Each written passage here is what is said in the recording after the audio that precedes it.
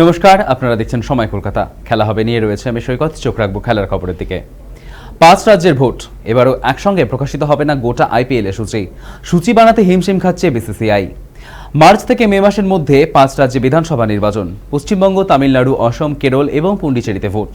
এর মধ্যে পশ্চিমবঙ্গ থেকে কলকাতা নাইট রাইডার্স এবং তামিলনাড়ু থেকে চেন্নাই সুপার কিংস আইপিএলে খেলবে। এছাড়াও অসমের বর্ষাপাড়া স্টেডিয়ামে রাজস্থান রয়্যালস কেকেআর অতীতে ম্যাচ খেলেছে। সমস্যা হলো 5 রাজ্যের নির্বাচনের দিনক্ষণ এখনও ঘোষণা হয়নি। ভোটের সূচি ঘোষণা না হলে আইপিএল এর সূচিও ঘোষণাও এক প্রকার অসম্ভব। বিসিসিআই ইতিমধ্যেই জানিয়ে দিয়েছে আইপিএল শুরু হবে আগামী 28 মার্চ। যা খবর তাতে প্রথম পর্যায়ে সূচি প্রকাশ করতে সময় লেগে যাবে 13ই মার্চ, অর্থাৎ টুর্নামেন্ট শুরুর মাত্র 2 সপ্তাহ আগে সূচি হতে পারে বলে জানানো গিয়েছে। এরপর নির্বাচনের দিনক্ষণ প্রকাশের পর পরিস্থিতি বুঝে পূর্ণাঙ্গ সূচি প্রকাশ করা হবে।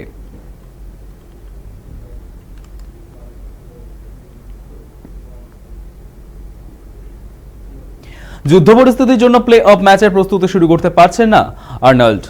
তিনি নিজেও সংযুক্ত আরব আমিরশাহিতে আটকে রয়েছেন। ইরাকের জাতীয় দলের 60% ফুটবলারই দেশে কোনো না কোনো ক্লাবে খেলেন। বিমান চলাচল বন্ধ থাকায় তারাও যোগ দিতে পারছেন না হোস্টেনের প্রস্তুতি শিবিরে। ফলে সমস্যায় পড়ছে ইরাকের কোচ। মেক্সিকো সিটিতে আন্তর্দেশীয় প্লে অফ ম্যাচ জেতার ব্যাপারে আত্মবিশ্বাসী তিনি, কিন্তু প্রস্তুতির অভাব তাকে চিন্তায় রেখেছে। ইরাকের কোচ বলছেন, এই মুহূর্তে ফুটবলারদের ইরাকের বাইরে নিয়ে যাওয়া সবচেয়ে বড় সমস্যার। ফিফা ম্যাচ পিছিয়ে দিলে তারা একটু প্রস্তুতির সুযোগ পাবেন। ইরাক ফুটবল অ্যাসোসিয়েশন সচিবও ফিফাকে সূচি বিবেচনার আর্জি জানিয়েছে।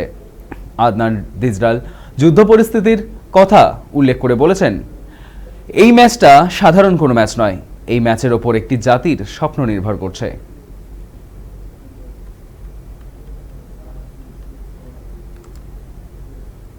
10 দিনেরও বেশি সময় ধরে যুদ্ধ চলছে মধ্যপ্রাচ্যে, যার সরাসরি প্রভাব ক্রিকেট বিশ্বে পড়ার কথা ছিল না, কারণ যুদ্ধ জড়িত কোনো দেশই সেভাবে প্রথম সারির ক্রিকেট খেলিয়ে দেশ নয়। কিন্তু যুদ্ধের আজ বেশ ভালো মতোই সহ্য করতে হচ্ছে ক্রিকেট সর্বোচ্চ নিয়ামক সংস্থাকে। যুদ্ধের জেরে টুর্নামেন্ট শেষেও দেশে ফিরতে পারেনি একাধিক দেশ, বাতিল হয়েছে একাধিক সিরিজ। আকাশপথে যাতায়াতের সমস্যায় পড়ছেন ক্রিকেটার, সাপোর্টার স্টাফ, সম্প্রচারের সঙ্গে যুক্ত কর্মী এবং বিশ্বকাপের আয়োজনের দায়িত্বে থাকা কর্মী, ইভেন্ট ম্যানেজমেন্টের কর্মী এবং বিভিন্ন দেশের বোর্ডের আধিকারিকরা। এমনকি একাধিক দেশের ক্রিকেটার এখনও আটকে। প্রত্যক্ষভাবে যুদ্ধের প্রভাব আইসিসির ওপর। যুদ্ধের জেরে দোহায় আয়োজিত হতে চলা আইসিসির অর্থ কমিটির বৈঠক বাতিল হয়ে গেল। জানা গিয়েছে, এই মুহূর্তে দোহায় পৌঁছানো আইসিসি কর্তাদের পক্ষে সম্ভব নয়, তাই ভার্চুয়ালি ওই বৈঠক হতে পারে। এপ্রিলে সম্ভব হলে সশরীরে হাজির থেকে বৈঠক করবেন কর্তারা। যুদ্ধের জেরেই আফগানিস্তানের সঙ্গে শ্রীলঙ্কার সিরিজ পিছিয়ে দেওয়া হয়েছে। মার্চের 13 থেকে 25 তারিখের মধ্যে 3টি টি20 এবং 3টি ওয়ানডে ম্যাচ খেলার কথা ছিল, কিন্তু যুদ্ধের জন্য সংযুক্ত আরব আমিরশাহিতে গিয়ে ম্যাচ খেলতে রাজি নয় কোনো দলই।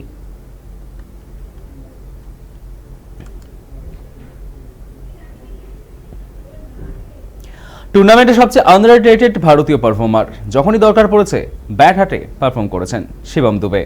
করেছেন 235 রান, পেয়েছেন 5টি উইকেট। কিন্তু বিশ্বজয়ের পর অনেক যে প্রচারের মুখ হয়ে উঠেছেন, সেখানে শিবম নেই। ঝাঁ চকচকে আলো থেকে অনেকটাই দূরে থাকেন। তার প্রমাণ ফের একবার মিলল। বিশ্বজয়ের পর বাড়ি ফিরলেন ট্রেনে চেপে, এক হাতে মেডেল। রবিবার রাতে বিমান ছিল না, তাই ট্রেনেই মুম্বাই ফিরতে ফ্যামিলি ম্যান শিবম দুবেকে দেখা গেল।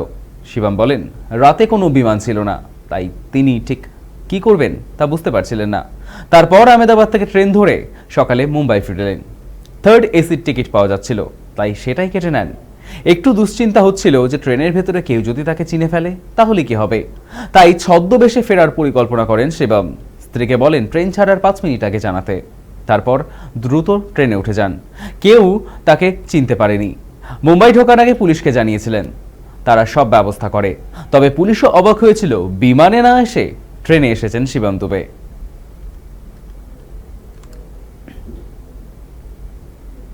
সদ্য একটা বিশ্বকাপ জিতেছে ভারত। টি20 ফরম্যাটে চ্যাম্পিয়নের তাজ ধরে খেলেছে দল। তার রেশ কাটার আগেই আরও এক বিশ্বকাপ নিয়ে প্রাথমিক আলোচনা শুরু হয়ে গেছে। আগামী বছরের শেষের দিকে দক্ষিণ আফ্রিকায় হতে চলেছে ওয়ানডে বিশ্বকাপ, যে ফরম্যাটে শেষবার ভারত চ্যাম্পিয়ন হয়েছে 2011 সালে। প্রতিযোগিতার গত সংস্করণে ঘরের মাঠে একটুর জন্য ট্রফি ছুঁতে পারেনি টিম ইন্ডিয়া। আগামী বছর প্রোটিয়া ভূমে সেই ব্যর্থতা কাটিয়ে ওঠাই এখন চ্যালেঞ্জ দলের জন্য। রানের দিক থেকেও 4 ওভারে মাত্র 15 রান দিয়ে 4-4টে উইকেট নিয়ে বুমরাই হয়েছেন ম্যাচের সেরা। এমনিতেই চোট আঘাতের কথা মাথায় রেখে লম্বা সিরিজে সব ম্যাচ খেলানো হয় না তারকা পেসারকে। আগামী 1.5 বছরের জন্য আন্তর্জাতিক টি-20 নিয়মিত নাও দেখা যেতে পারে বুমরাকে। পরিবর্তে বেশি খেলবেন ওয়ানডে ফরম্যাটে। বুমরা ছাড়াও ওয়ানডে বিশ্বকাপের কথা মাথায় রেখে গুরুত্ব দেওয়া হবে অর্শদীপ সিং, মোহাম্মদ সিরাজ এবং হর্ষিত রানাকে। সূত্রের খবর, আইপিএল এর পরই কোচ গৌতম গম্ভীর, অধিনায়ক শুভমান গিল এবং নির্বাচকদের সঙ্গে বুমরার নিয়ে বৈঠকে বসবেন বোর্ড কর্তারা।